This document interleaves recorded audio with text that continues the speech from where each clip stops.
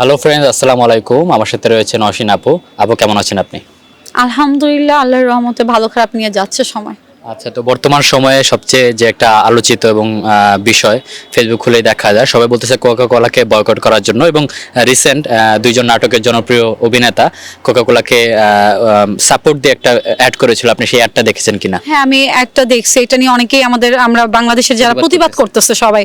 তো আমার একটা আসলে কি ভুল ছিল নাকি সঠিক ছিল একটা আপনার মতে? বলেছে কোকাকোলা ওই দেশের পণ্য না, কোকাকোলা খাওয়া যায়, সেটা সব দেশেই তৈরি হয়, এমনকি আরেকটা দেশের নাম উল্লেখ করেছে এই দেশেও তৈরি হয়। সেই বিষয়ে আপনি কি বলতে চান? সাপোর্ট যে করেছে এটা ঠিক করেছে নাকি ভুল? এখন আমরা যতটা জানি কোকাকোলা হচ্ছে ইসরায়েলের পণ্য, এইটা জেনেই হচ্ছে সবাই প্রতিবাদ করতেছে। এখন এটা যে বাংলাদেশে বানানো হয় কিনা আমরা কিন্তু জানি না, আর কোন দেশের এটা আমি জানি না।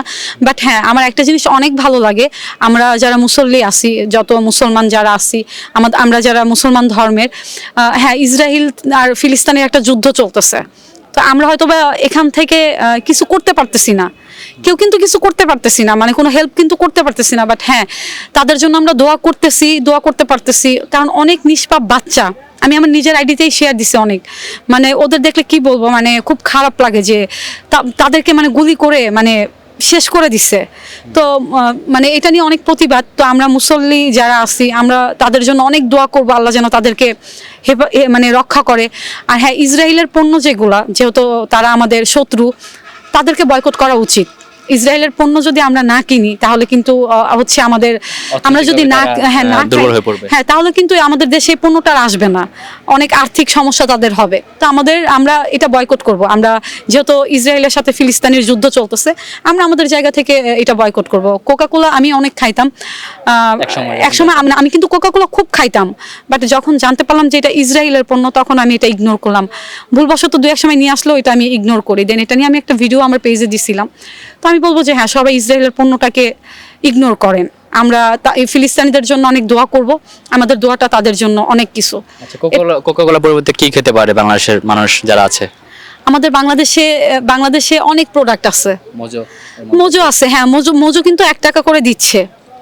মোজো 1 টাকা করে দিচ্ছে, মোজো অনেকেই খাচ্ছে 1 টাকা করে। অনেক কিছু 1 টাকা করে যদি দেই আমরা, অনেক টাকা, অনেক মানুষ মিলে দিলে অনেক টাকা। আচ্ছা, তো এখানে আমি নওশিন ভাবিকে নিয়ে একটা বিষয় ক্লিয়ার করতে চাই, সেটা হচ্ছে মোজো কিনলে কিন্তু হয় না। মোজো কেনার পর সেটাকে স্ক্যান করতে হয়, তাহলেই একটা টাকা সেটা ফিলিস্তিনে জমা হয়ে যায়। ওদের একটা কি জানি ওয়েবসাইট আছে, ওখানে জমা হয়ে যায়। মানে আমরা অনেকেই ভাবি কি, দেখো অনেকে কিন্তু বুঝে না, যে আমি নিজেই এটা বুঝি নাই। আমি অনেক মোজো কিনছি, বাট 1 টাকা কিভাবে দিতে আমি জানি নাই। বাট এটা আমি জানতে পারলাম যে স্ক্যান করে তাদের একটা ওয়েবসাইট আছে, ওখানে জমা হয়ে যায়। আর ওখানে দেখা যায় যে আমাদের বাংলাদেশ থেকে কে কত টাকা দিছে, কত টাকা জমা হয়েছে। তো আলহামদুলিল্লাহ, একটা জিনিস অনেক ভালো লাগছে যে যখন স্ক্যান করে লাস্টবার মোজো খাওয়া হইলো, দেখলাম যে অনেক টাকা, 1 টাকা করে অনেক টাকা।